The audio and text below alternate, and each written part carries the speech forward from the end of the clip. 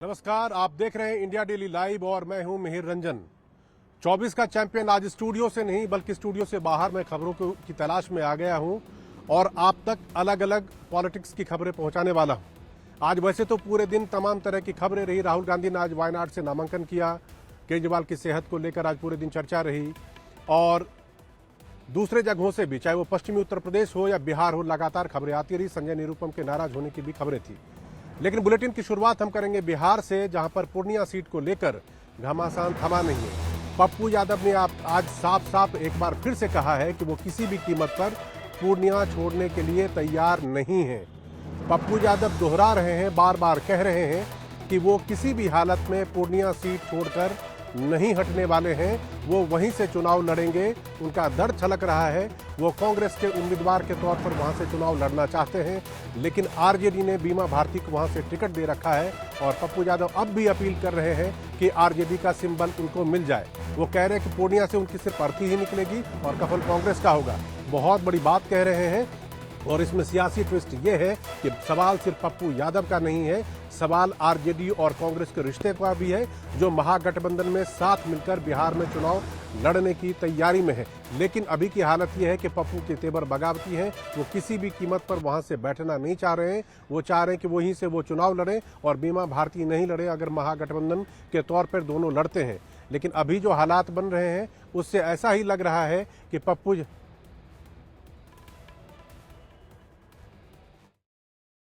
Sir मैं लड़ूं या पूर्णिया की खुशी के लिए वो अलग बात है। अर्थी उठेगी पूर्णिया से और निपटेगा कांग्रेस के झंडा में। अब दुनिया सोचे कि इनको किसी से तकलीफ नहीं है। इन लोगों के लिए नरेंद्र मोदी जी सब लोग अच्छे हैं, सिर्फ पप्पू यादव इनके लिए खराब हो गया। तो सबसे बड़ी दुश्मनी हमसे आप शुरू कर दी।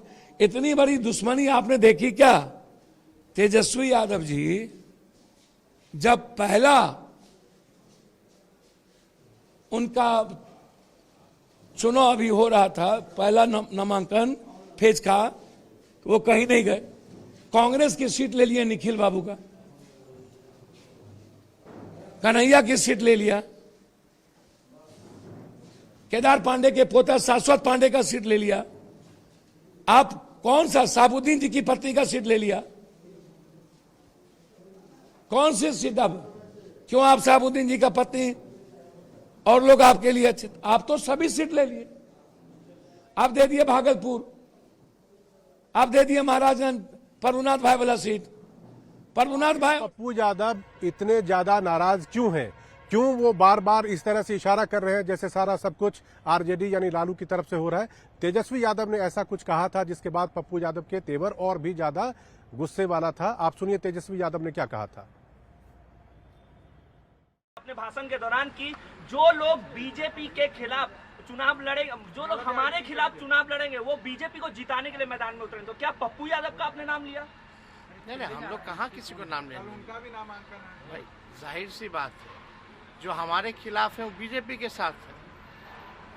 हम किसी का नाम नहीं ले रहे। ये जनता के ऊपर छोड़िए ना। आप लोग जो कहा जाए वो कहिए।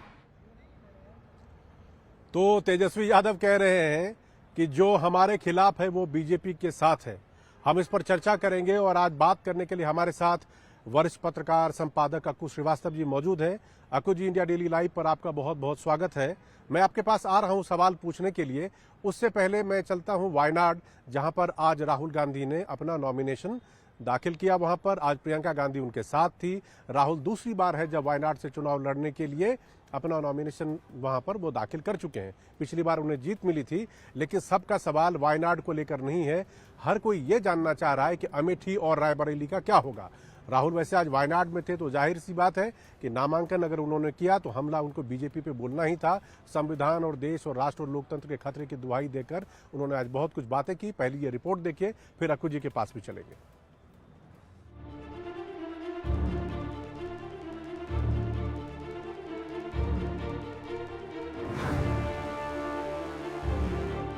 राहुल और प्रियंका की इस तस्वीर ने आज सबका ध्यान अपनी ओर खींचा।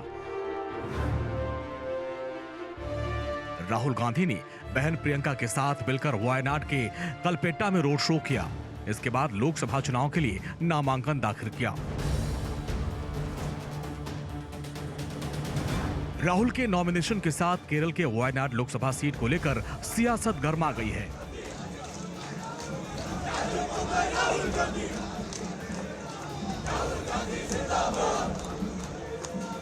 राहुल गांधी दूसरी बार यहां से लोकसभा चुनाव लड़ने जा रहे हैं। 2019 के चुनाव में राहुल गांधी इसी सीट से मैदान पर उतरे थे और बम्पर जीत दर्ज की थी। राहुल गांधी के वायनाड से चुनाव लड़ने के बाद इस सीट की गिनती अब वीवीआईपी सीट में होने लगी है। पहले आपको सुनाते हैं कि आखिर प्रधानमंत्री मोदी और बीजेपी को लेकर राहुल गांधी की चिंता क्या है। ये जो लड़ाई है ये लोकतंत्र और कॉन्स्टिट्यूशन संविधान को बचाने की लड़ाई है।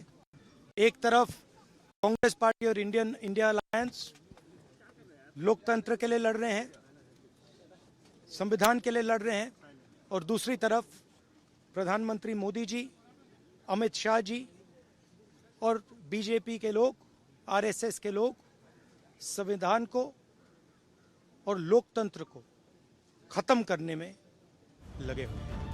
राहुल अमेठी जैसी परंपरागत सीट को छोड़कर केरल के वायनाड से चुनाव लड़ने को मजबूर हो गए। ये स्मृति ईरानी की चुनौती ही थी जिसकी वजह से उन्हें वायनाड में उतरना पड़ा।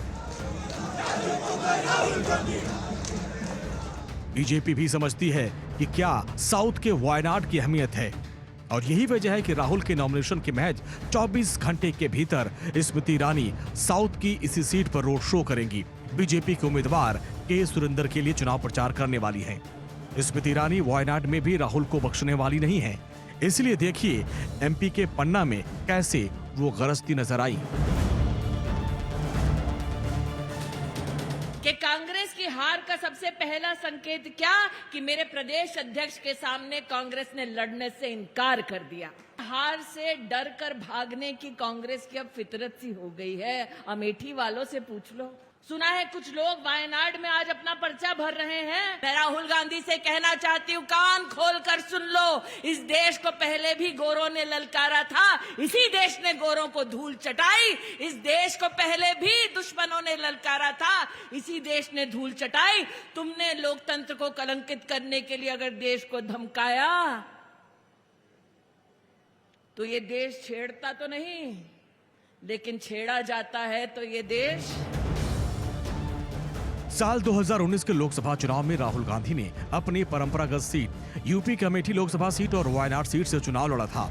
राहुल गांधी को अमेठी में हार का सामना करना पड़ा और यहां बीजेपी की स्मृति ईरानी ने उनको करारी शिकस्त दी। हालांकि राहुल ने वायनाड में जीत दर्ज की थी। Bureau report, India daily live. तो आपने रिपोर्ट देख ली कि वायनाड में राहुल गांधी ने जब आज नॉमिनेशन किया तो उन्होंने क्या कुछ कहा, और मजे की बात यह है कि कल स्मृति ईरानी वहां पे रोड शो करने वाली है। वो भी अपनी ताकत की नुमाइश करेंगे कि देखिए वायनाड में भी हमारे पास कितना जनसमर्थन है। तो हमारे साथ अब अकुश श्रीवास्तव जी जुड़ गए हैं। अकुश जी, मैं पहला सवाल आपसे वायनाड और कांग्रेस के बारे में नहीं करूंगा कांग्रेस के बारे में, लेकिन वो सवाल बिहार से होगा। सबसे पहले ये बताइए, पप्पू यादव अब क्या कर सकते हैं? आपको क्या लग रहा है वो क्या करने वाले हैं? जहाँ तक पप्पू यादव के करने का सवाल है तो पप्पू यादव ने जो भी साक्षात्कार जिसको आपने दिखाया अभी, उसमें जो कहा है कि पूर्णिया ही से रहेंगे, कांग्रेस से उनकी अंतिम यात्रा, जो एक सेंटेंस था वो बहुत साफ कर देता है कि वो पूर्णिया का मैदान नहीं छोड़ने वाले हैं। पूर्णिया अपने आप में पप्पू यादव के लिए जीने मरने की जगह रही है। 5 बार सांसद रहे हैं, विधायक रहे हैं और वो उनका कर्मस्थली है। निश्चित रूप से पप्पू यादव उतना बड़ा नहीं मना पाए अपना आभा मंडल प्रदेश भर की राजनीति में जितना बड़ा उनका हो जाना चाहिए था।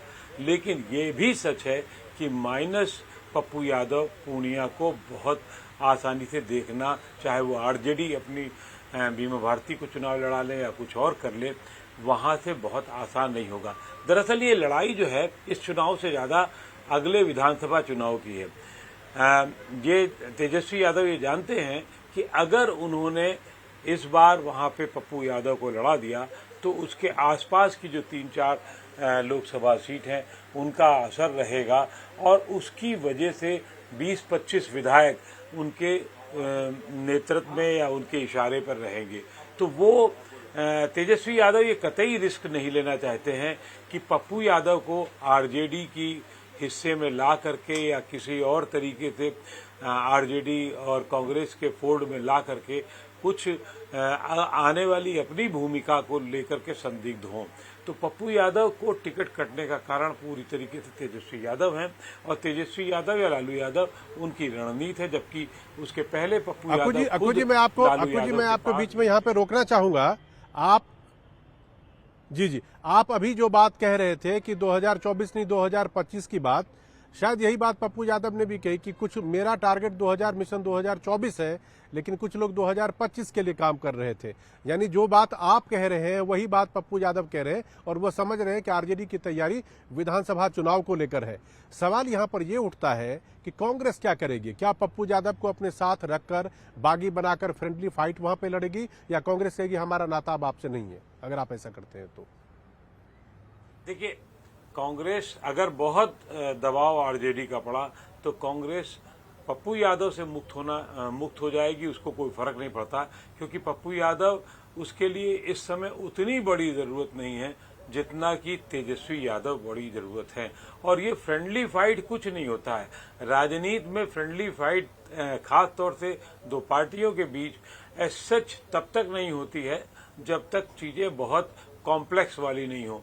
अगर कॉम्प्लेक्स वाली होंगी तो फ्रेंडली फाइट नाम की कोई चीज नहीं होती है। इसलिए संकट इस समय पप्पू यादव से ज्यादा कांग्रेस के पास है और कांग्रेस ये कतई नहीं चाहेगी कि आरजेडी का उसका साथ छूट जाए। बड़ी मुश्किल से उसे इतनी सीटें मिली हैं, अब वो कितने पे जीत पाती है नहीं जीत पाती वो विभिन्न सर्वे दिखा रहे हैं, इसमें अभी तो मैं कुछ कहने वाला नहीं हूँ। लेकिन तेजस्वी यादव तो निश्चित रूप से चाहेंगे कि इस समय पूरी ताकत के साथ लोकसभा का चुनाव लड़ें, जो आसान नहीं होने जा रहा है। खासतौर से इंडिया से अलग होने के बाद, INDI से अलग होने के बाद, तो वो अक्कू जी अक्कू जी आप कह रहे हैं, अक्कू जी मैं बीच में रोकना चाहूंगा आपको।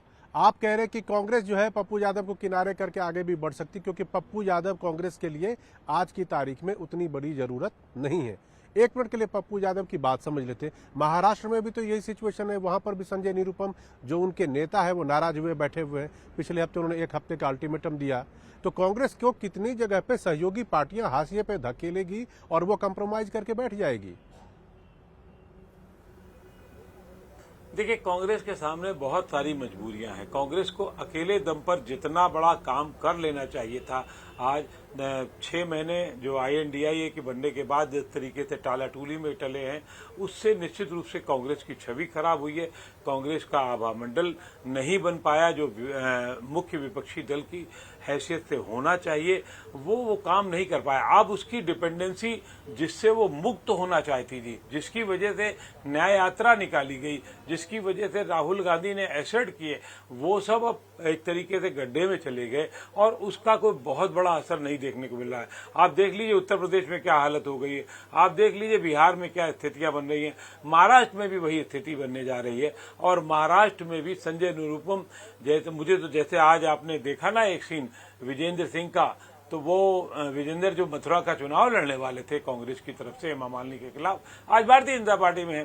कल संजय निरुपम क्या करेंगे ये हम अभी से देख करके मुस्कुरा सकते हैं, इससे ज्यादा हमारे पास कुछ नहीं बचता है। मतलब आप कह रहे हैं कि मैग्नेट कहीं और है, लोग उस पर खींचे चले जा रहे हैं। बिल्कुल सर, अब मैं इसी से जुड़ा, चूंकि कांग्रेस की बात हो रही है, मैं वायनाड की तरफ बढ़ना चाहूंगा। वायनाड में देखिए, वायनाड में स्मृति ईरानी कल रोड शो करने वाली हैं। एक तरह से सीधा सीधा ये है कि राहुल गांधी को वो लोग हेड ऑन लेना चाह रहे हैं, चाहे वो राहुल जहां भी जाए। कांग्रेस की क्या मजबूरी है, जिस मजबूरी की अभी आप बात कर रहे थे, कांग्रेस की क्या मजबूरी है कि वो अमेठी और रायबरेली को लेकर अभी भी इतना सस्पेंस बनाए हुए है? क्या क्लैरिटी नहीं कर देनी चाहिए कि भाई ये चाहे राहुल लड़े या नहीं लड़े, मैसेज देने में क्या बुराई है? किस बात का इंतजार हो रहा है सर? देखिए, बुराई क्यों नहीं है। अगर आप उत्तर प्रदेश ऐसी जगह पर जहां 80 सीटें आती हैं, छोटे 8-10 राज्य में ला लीजिए तो इतनी सीटें होगी। तो जहां 80 सीटें आती हैं, जहां से 20% से ज़्यादा, लगभग 20% के आसपास सीटें होती हो देश के निर्वाचन के लिए, वहां पर अगर आप कांग्रेस इस स्थिति में हो कि वो लड़े ना लड़े, वहां का नेता उनकी जो पुरखों की सीट है उस पर स्पष्ट ना हो, तो कार्यकर्ताओं का क्या होगा? अजय राय अकेले दम पे क्या कर लेंगे? या कार्यकर्ता जो थोड़ा बहुत उत्साहित हुए थे आज से 6 महीने पहले, 8 महीने पहले, वो अब क्या कर लेंगे?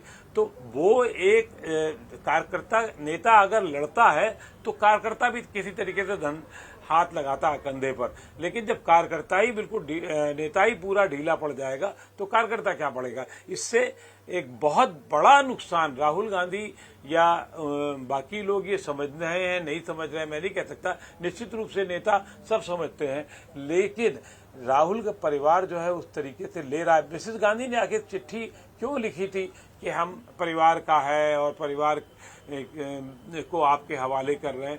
इस पे कुछ संकेत दिए थे कि शायद प्रियंका लड़ जाएंगी, लेकिन अभी तक नहीं होने का जो सबसे बड़ा नुकसान होगा, वो सीट शायद जो कभी आ सकती थी कांग्रेस के पास, उसकी भी धीरे धीरे संभावना नहीं रह गई। क्यों? क्योंकि भारतीय जनता पार्टी अपने तरीके से वहां तैयारी शुरू कर चुकी है। समाजवादी पार्टी भी एक कोशिश में थी पहले, जो पूरी नहीं हो पाई है। अभी के कुछ सर्वे तो ये तक बता रहे हैं कि भारतीय जनता पार्टी जिस बड़ी जीत की ओर बढ़ेगी, तो उससे तो संभावना बहुत सारी नहीं लग रही है। तो इसीलिए राहुल गांधी या प्रियंका जो हैं, वो जो कंसंट्रेट कर रहे हैं जहां चीजें सीटें पक्की हों, तो इसीलिए वायनाड की तरफ उनका इशारा है। जी अकुल जी, अब कांग्रेस से बढ़ते हैं आगे और आते हैं दिल्ली की सियासत की तरफ, जहां पर आज आम आदमी पार्टी की तरफ से काफी गहमा गहमी रही संजय सिंह की रिहाई की खबर को लेकर, और उसके अलावा केजरीवाल के समर्थन में जिस तरह से उन लोगों ने उपवास के लिए कहा है कि उपवास करेंगे, 7 अप्रैल को वो प्रदर्शन वगैरह भी करने वाले, विरोध जताने वाले हैं। अब देखते हैं कि इस उपवास से सियासी वजन कितना कुछ बढ़ने वाला है दिल्ली के सीएम अरविंद केजरीवाल का। पहले ये रिपोर्ट देखते हैं, फिर इसको समझेंगे आपसे।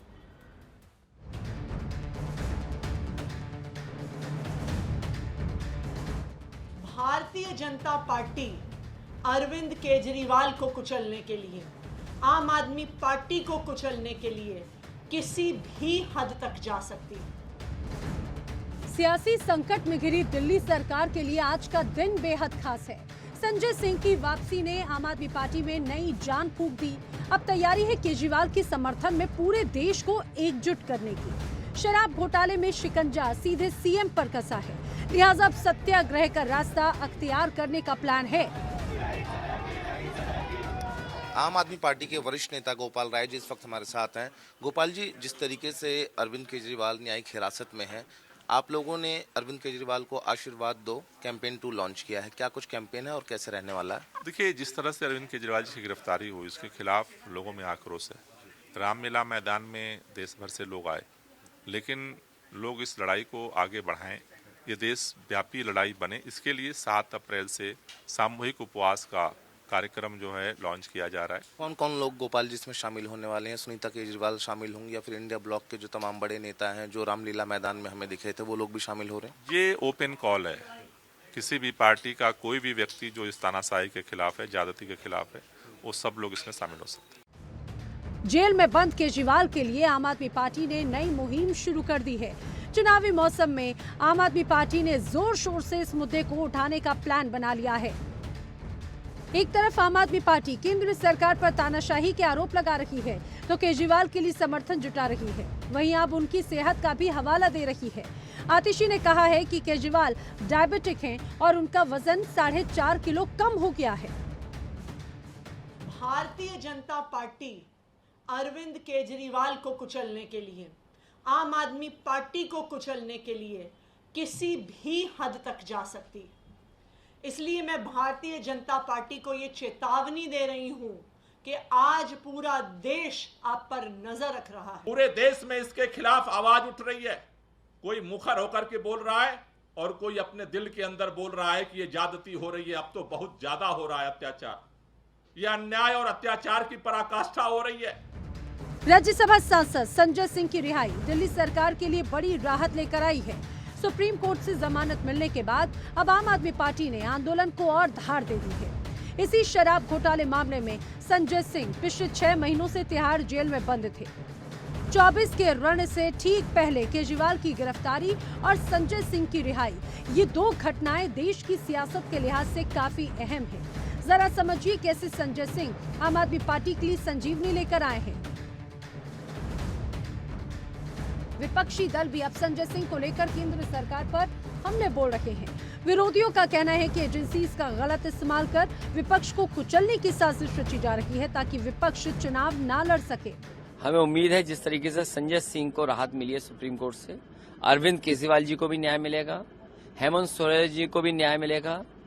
जो ये कदम भारतीय जनता पार्टी उठा रही है कि चुने हुए मुख्यमंत्रियों को जेल भेजना, इससे भारतीय जनता पार्टी की पूरी दुनिया में थू-थू हो रही है, बदनामी हो रही है। चुनाव पर अंदर जाने और बाहर आने का दोनों का असर है। किस तरीके से अंदर किया, आज एक अखबार ने पूरा खुलासा किया या नहीं कि 95% मामले ईडी ने विपक्ष पे दर्ज किए। ईडी के छापेमारी है जो भाजपा की एजेंसियां बनी हुई देश के संवैधानिक पदों के साथ एक धोखा कहें, एक गलत काम कर रही है, बेनकाब हो रही है। यानी 24 का रण अब और भी भीषण होने वाला है। बीते 31 मार्च को रामलीला मैदान से विपक्ष ने ऐलान किया था। उधर प्रधानमंत्री मोदी भ्रष्टाचारियों को सबक सिखाने की ठान चुके हैं। लिहाजा चुनावी सीजन में करप्शन को लेकर सियासी टेंशन लगातार बढ़ती जा रही है। अब केजरीवाल के बहाने विपक्षी गठबंधन दो हाथ करने की तैयारी में है ताकि जीत का बिगुल फूंका जा सके। Bureau report, India daily live. तो इस वक्त की ताजा खबर यह है कि तिहाड़ जेल के बाहर आम आदमी की पार्टी कार्यकर्ता वहां पर जमा हो रहे हैं और इंतजार है कि किसी भी वक्त संजय सिंह वहां से रिहा होकर बाहर निकल सकते हैं, क्योंकि ILBS अस्पताल जहां पर उनका इलाज चल रहा था वो वहां से तिहाड़ जा चुके हैं और प्रक्रिया पूरी हो रही है ताकि उनकी रिहाई हो सके। कल ही उनको जमानत मिली थी, इसलिए उनके बाहर आने का रास्ता साफ है। मैं अब अक्कू जी की तरफ वापस लौटना चाहूंगा। अक्कू जी, संजय सिंह बाहर आ रहे हैं और आम आदमी पार्टी ने कहा है कि वो उपवास का कार्यक्रम करेगी केजरीवाल के समर्थन में। सवाल सीधा सा है, इससे दिल्ली सीएम का सियासी वजन कितना बढ़ने वाला है? देखिए, जहां तक इससे इस पूरे कदम से दिल्ली के मुख्यमंत्री अरविंद केजरीवाल के वजन बढ़ने का सवाल है, तो अभी तो यही संशय है कि सचमुच उनका वजन कम हुआ है या तिहाड़ जेल के अधिकारियों के अनुसार उनका वजन जैसे का तस है। असली संकट यह है कि पूरी पार्टी का वजन बनाए रखा जाए। इस पूरी पार्टी का वजन जब 10 साल पहले जिस तरीके से था और धीरे धीरे जैसे जैसे उसको प्रोटीन मिले और बढ़ा युवा हुई पार्टी, आज सबसे बड़ा संकट उसके सामने है और इतना बड़ा संकट उनके सामने कभी नहीं रहा।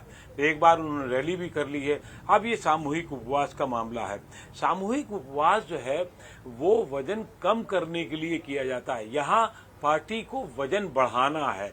इसके लिए एक तो सामूहिक उपवास के दिन अब नहीं है, फिलहाल अभी जो हालात है, दिन है, गर्मियां हैं, और सामूहिक उपवास सामूहिक तरीके से होता नहीं है। वो कुछ लोग करते हैं और कुछ लोग उसको देख पाते हैं। जब तक कि अरविंद केजरीवाल की पार्टी एक बड़े संघर्ष के लेवल पर इसको नहीं लेगी, जैसा कि पिछले रविवार को उन्होंने किया था, तब तक चीजें उभरना मुश्किल होगा। ये पार्टी को तय करना है कि कैसे करेगी, लेकिन ये सही है कि संजय सिंह के आने के बाद पार्टी की एक्टिविटी बढ़ेगी। कम से कम पार्टी के मोर्चे पर संजय सिंह बड़े लेवल पे काम कर सकेंगे, सामने होते हुए दिखेगा।